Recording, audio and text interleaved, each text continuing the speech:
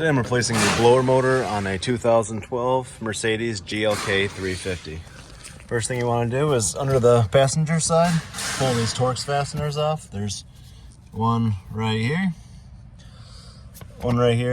and one over here.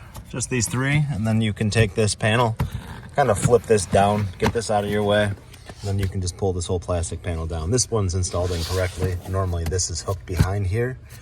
This is someone's been in here probably putting up a cabin filter in or something and put it on wrong, but whatever the case, even with this back there, you can still kind of wiggle it out. So I'm gonna undo that now, drop this down, unplug the little map light while it's down, and get this right out of the way. With that out of the way, the next thing you're gonna wanna do is pull the ballast resistor off. So just undo it, undo this plug, pushing in this little tab here, pulling that down out of the way, and take these two Torx bits off. This one, and then there's another one right there on the other side. Those are the same size, T20. Pull that down out of the way. With that out of the way, all you really want to do is undo this little plug here. Just pull it from the blower motor housing, and then there's a little finger up here.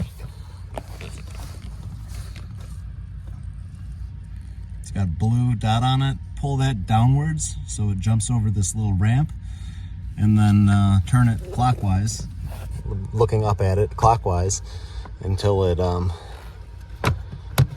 you can remove it. I'll show you on this new one a little bit better what I just did, or on this one, it doesn't matter. The arrow is right here.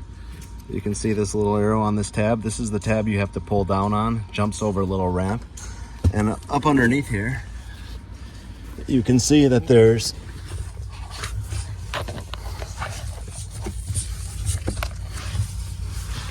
an arrow built onto this right here.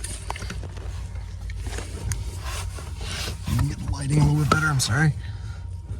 There's an arrow of direction, and then on top of that, there's another little arrow indicating the spot where the new pump goes into position. So that arrow lines up with the arrow on the tab when you're installing it.